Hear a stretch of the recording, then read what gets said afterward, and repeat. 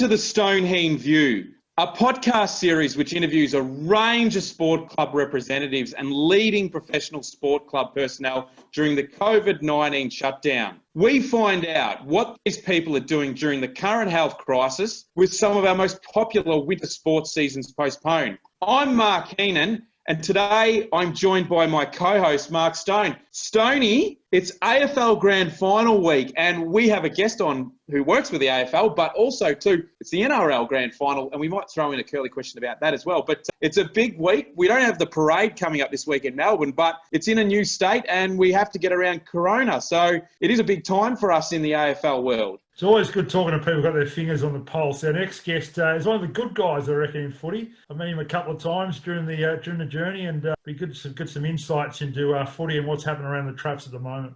Absolutely, Stoney. Our next guest is an AFL reporter and has worked as a journalist for AFL Media since March 2018. He is the co-host of the AFL Exchange podcast and the Round So Far with Kane Cornes, and will be an integral part of the AFL.com.au Trade Radio broadcast. He won the Clinton Grybas Rising Star Award at the 2014 Australian Football Media Awards and is one of the most respected journalists in the game currently. He took out the 2019 Best Feature Writer Award at the Australian Football Media Awards. From 2013 to 2018, he worked as a journalist and producer with Croc Media and was a key part of the station's AFL Trade Radio broadcast. He honed his sports journalism craft at the Geelong Advertiser and his sports presenting skills at Guest Media in Geelong. He has over 22,000 followers on Twitter and more than 1,400 followers on Instagram. And he also does some good work for the ABC's Grandstand program as well. We welcome to the Heen View podcast,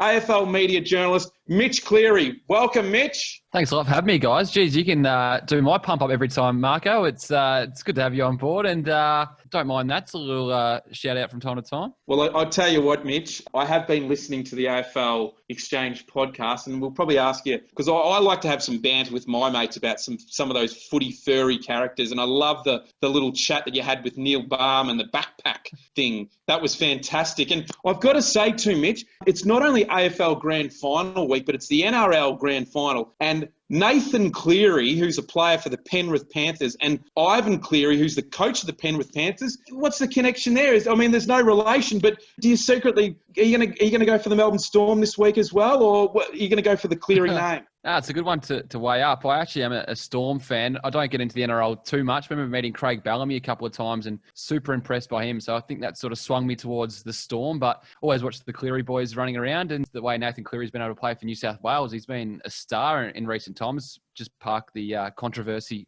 that he's been through a little bit. I'm looking forward to the NRL on Sunday once the AFL's all sorted on Saturday night. I was just going to say, we're also remiss of us. We're around the time of the Geelong Cup too, so Steel of Prince just won that. So thanks for joining us after the Geelong Cup. Mitch, just a quick one on a serious note. The situation around COVID. You're based in Melbourne. You're originally from Geelong. You're not, as far as I know you Cal Toomey's up in the hub through the AFL Media Exchange podcast, but you didn't go up to the hub, but you work with the AFL. What have been your parameters? You haven't been able to go into the AFL. You've been working exclusively from home. What's your situation there? Yeah, I'm working on a dining table, probably a radius of about 2 metres at the moment. I've been confined to my apartment. I live with a mate actually called Middlemass who calls for the ABC. We've got an apartment in Southbank, so we're seeing quite a lot of each other, going to the office once a week for the Round So Far, as you mentioned, Mark, and that's about it. Just watching a lot of telly, a lot of live sport, and trying to work the phones from the confines of a small apartment in Southbank. It's a big game, Mitch.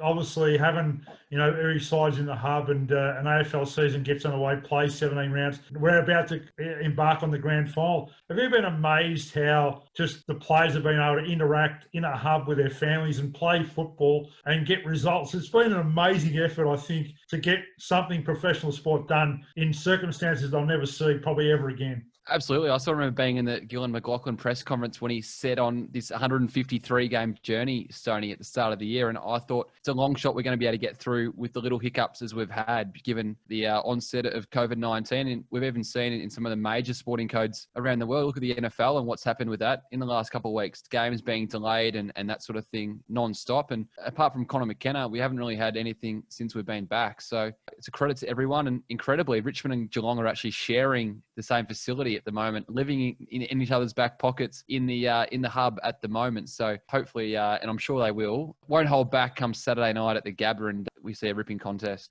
Just two ones from me. Just the first quick one, who's your tip? Because I noticed also too, I mean, when you're a young fella, that a guy who actually you would know too, and I knew that played at Geelong was Jimmy Bartell, and you know, you're probably following when you're a youngster, following him on his journey, and you're a Geelong fan. But I noticed that you had a tip during the week that you went against the Geelong team. Who do you fancy this week? Well, I'm 2 from 8 from the final so far, so hopefully it's a good omen for Geelong. But I'm tipping Richmond. I just think the way they were able to dominate the Cats in round 17 and really pressure the Cats, I think that's been the Cats' Achilles heel when it's come to the big moments at times, is being sucked into the opposition's pressure. And just from what I saw in round 17, probably a little bit too much for the Cats to overturn, but happy to be proven wrong. And also, too, one of the reasons why we do this podcast is about what people are doing during COVID and some of the impacts to, I suppose, their competition or something that they cover or they play in. But, you know, one of the reasons why I wanted to get you on, and we see you as a bit of a draft expert with the AFL draft coming up. So if we look at, you know, the free agency draft period, I think it starts on October 30. The trade period starts on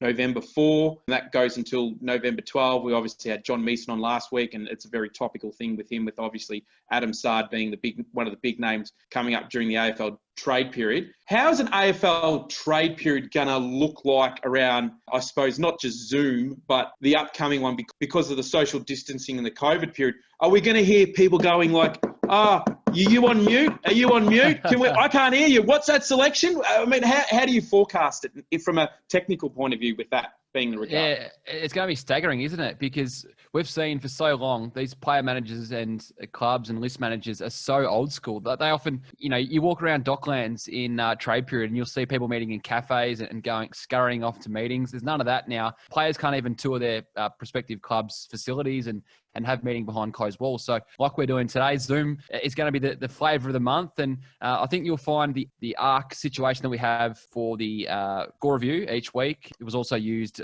for the women's draft a few weeks back. That'll be a key component of the trade period to get the clubs sort of working together. So keen to see how that plays out, and we might be able to watch it all unfold on Trade Radio. I think that last day of trade period, we've always had good success in getting the cameras being able to track the rooms and where the clubs are. They won't be in rooms at Marvel Stadium, but I think we'll be able to get a good insight when they tap into Zoom conversations and come together to try and nut a deal. Mitch, I'm fascinated by your role. I mean, I've watched you from afar and, you know, been around the circles without being too close to it. But what's the best part of the job, like as a journo? And was it always something you desired to do when you were a young kid? Well, going to St Joey's College in Geelong and then playing for St Mary's, I quickly realised that I wasn't going to be much chop as a footballer. So I thought the best part to stay involved would be as a journo, and got an opportunity at the Geelong Addy and loved it and always wanted to be involved in the big stories and, you know, telling people something they didn't know, essentially, Stoney. And I think the most exciting part is chasing the big stories, but also trade period. You got 3 weeks coming up where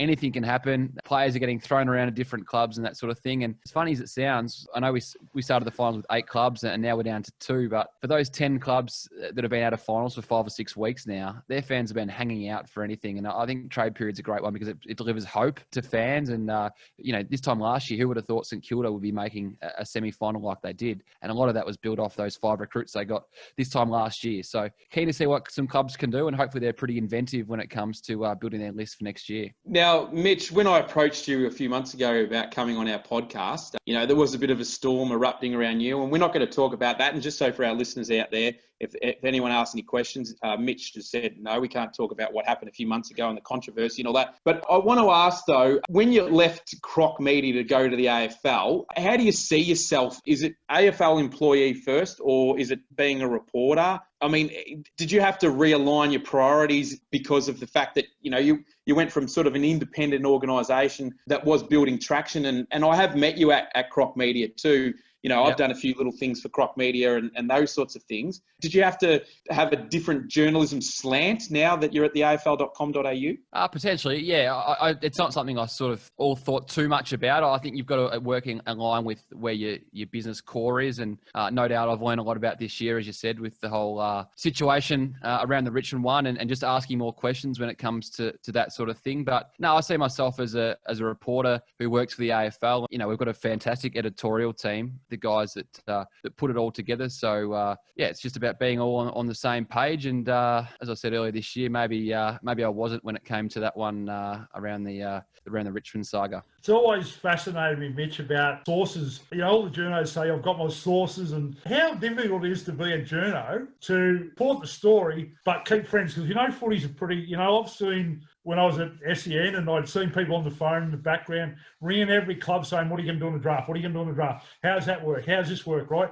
And they get information from other people, and they're saying they know information that they can't let out to the public. But so how does that work? How's the juggling work with that? Yeah, we're like seagulls fighting over a chip sometimes, all of us, no doubt speaking to the same people and trying to get to the bottom of stories. I think the best thing is about building trust, and you speak to so many people throughout the day. I'd hate to know how many phone calls we've already made today, and a lot of people will tell you things and ask you not to report it. I've found that holding on to information and maybe not shooting straight away is often the best way to build trust with sources. And it's a long game as well. You mentioned before, Mark, that been doing this for 6 or 7 years now as a journalist, and it's just about building trust with people who've been in the industry for the same amount of time. People will start as the third recruiter in line at a footy club, and in 5, 6, 7 years' time, they may be the chief recruiter or they might be the head of list management. So it's about building respect and trust from people who are sort of at the same level as you, and hopefully we can all grow at the same time. And there might even be the odd footy manager or CEO or even AFL CEO down the track in those roles. Just a quick one, Mitch. There's off the record and on the record. Is that still part of journalism where you sort of said, someone says to you, listen, you can't report that? And it's like in the industry that's what you do? Yeah, absolutely. There's those conversations that go on all the time, and that's where you often have to get it verified by multiple people because someone's willing to tell you something, but it might be that second, third or fourth phone call where someone's willing to confirm it on the record where you get to go with it. Now, we also, this week, Mike Heen did a little bit of a farewell open mic with Mark Robinson and Gerard Whateley. It was on Fox Footy last night, and just hearing some of the stories with Mike when he was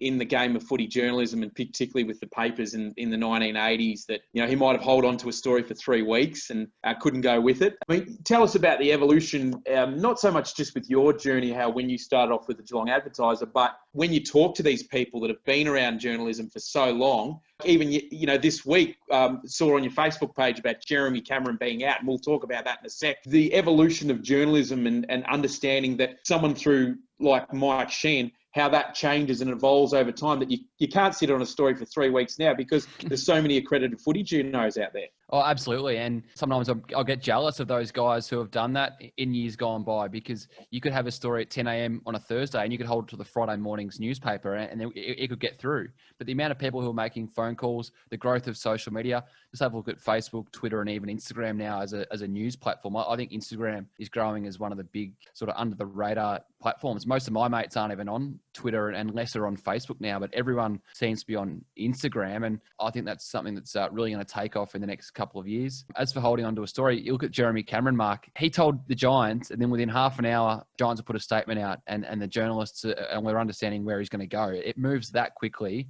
And if you're not making those calls, then you know that someone else will be. So it's so hard to sort of keep tabs on everything, but that's where it gets back to those sources. And if you've got enough respect and if you've got enough things lined up, then hopefully people are in a position to tell you what's going on. Mitch, who's the best media performer, do you think? And also, I was going to ask you about mentors too. So you coming through, you won the Clinton Grybas Award and who was a great performer. Who are your mentors and who's really good in the media, do you think, from your perspective? Damien Barrett's been no doubt the biggest mentor for me. I was at Croc Media when I was 19 and doing an internship. And that was when Croc Media at the time was probably only 15, 20 employees. And now it's gone nationwide. I think they've got an office in in most capital cities now. Croc Media and Craig Hutchison's done an amazing job with that. So Hutchie and Damo, no doubt from the start, and teaching me plenty of good traits as a young kid, and working hard and always leaving no stone unturned in that. And when it comes to other people, Rex Hunt, I'd had quite a lot to do with when I was at Croc Media, produced a show for him, This Is Your Football Life, but also other guys, Julian Bayard, who's executive producer of AFL Nation now, Jack Heverin, who we've heard, and Stoney, I know you've had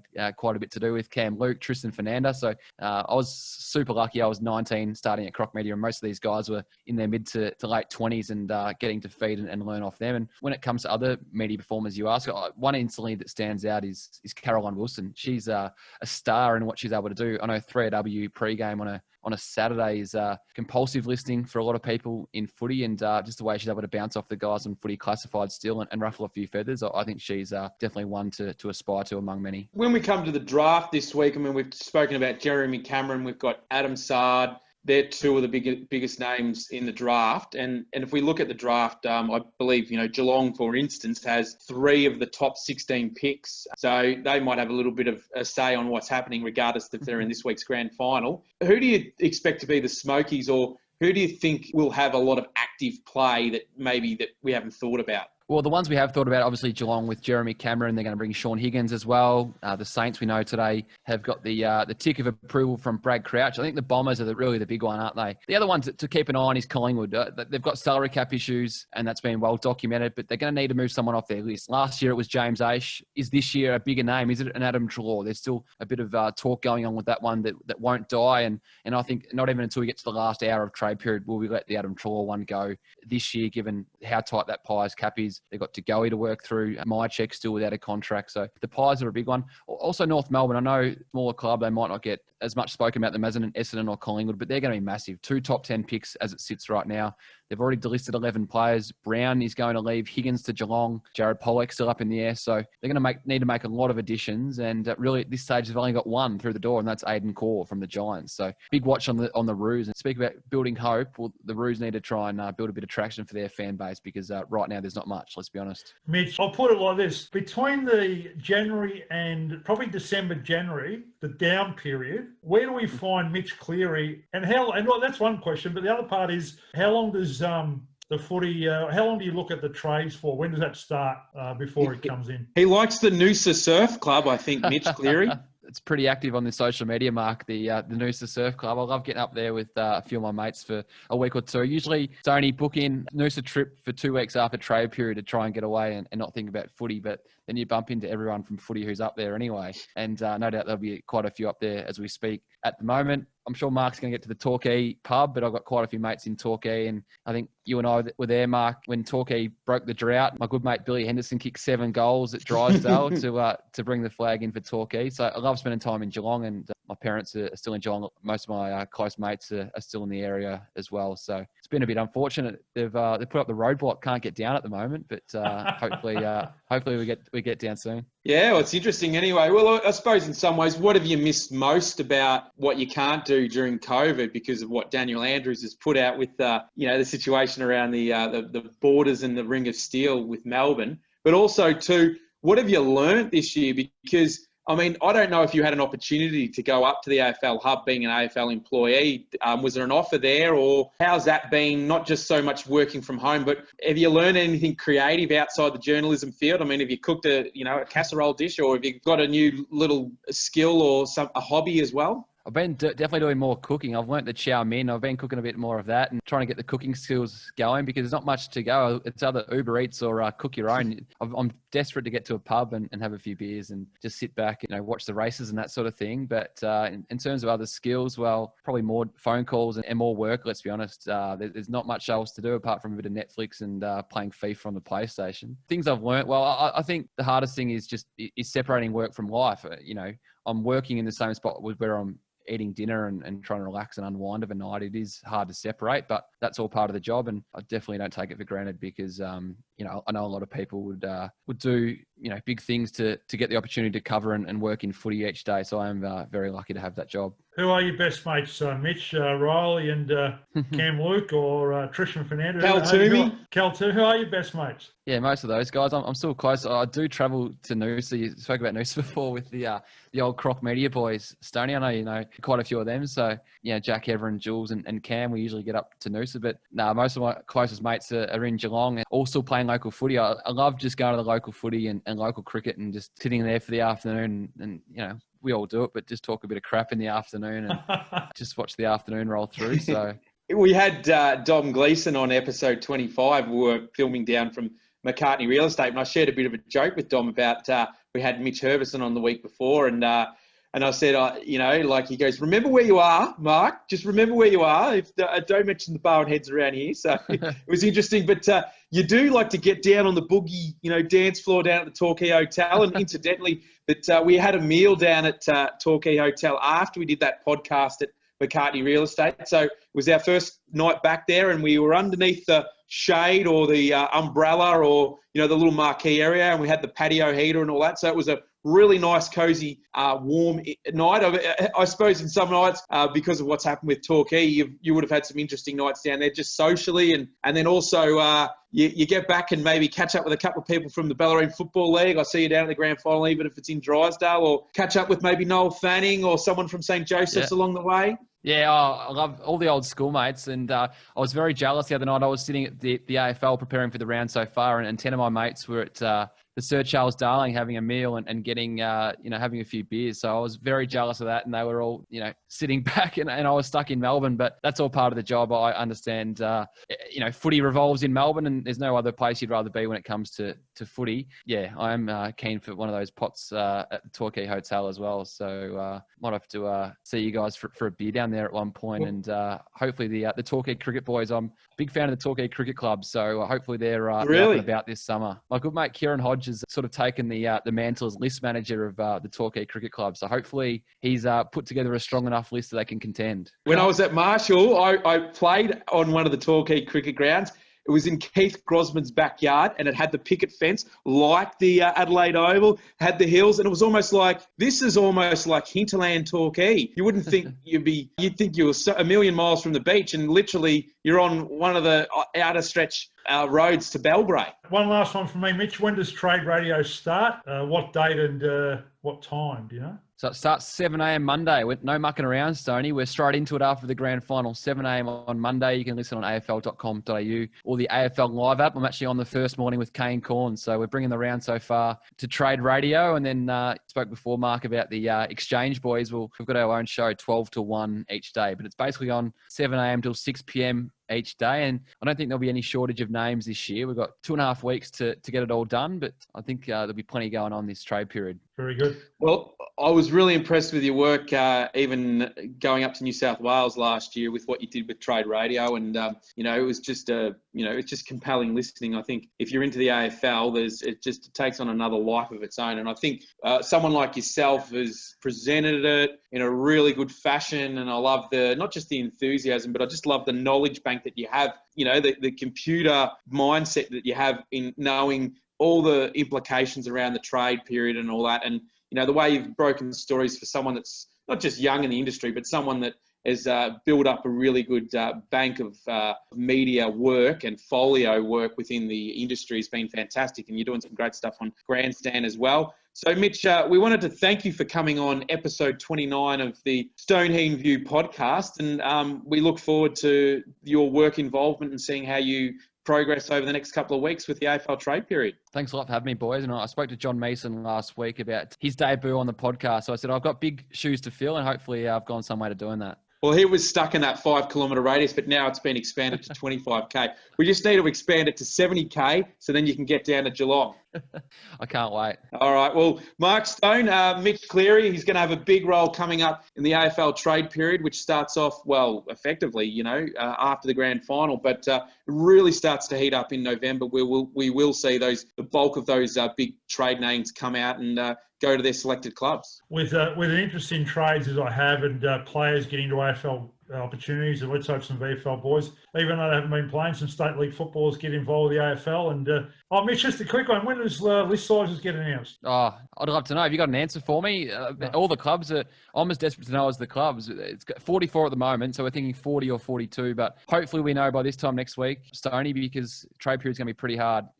I should mention trade period doesn't start until Friday. Free agency starts on the Friday, but Trade Radio will be on 4 days earlier, so we'll be able to chew the fat on everything before it actually officially gets underway on the Friday. And just a quick one, Mitch. Diesel Williams 2, which I believe is Greg Williams, but I don't know if it's a parody account, just joined the Instagram feed. So he must love your work, Greg Diesel Williams. Gee, shout out to Diesel. Been a big fan of his work. Speaking of COVID people, if it is the Greg Williams, he was unfortunately one of those people who he had part-time employment at the Carlton Footy Club, so hopefully he can land on his feet because I'm sure it's an asset to any footy club. Well, beautiful stuff. You can check out the Stonehenge View, type it into Facebook, get online to Instagram. We'll be putting the podcast up. We've got the Instagram live feed rolling on through with Kane and Media and also Media Advisory Services. Jump onto Apple Podcasts, send us a review. Like you would have got a lot of reviews for the AFL Exchange podcast that Mitch does so well. You can check this out also at Spotify and also on Podbean, which is a launching platform,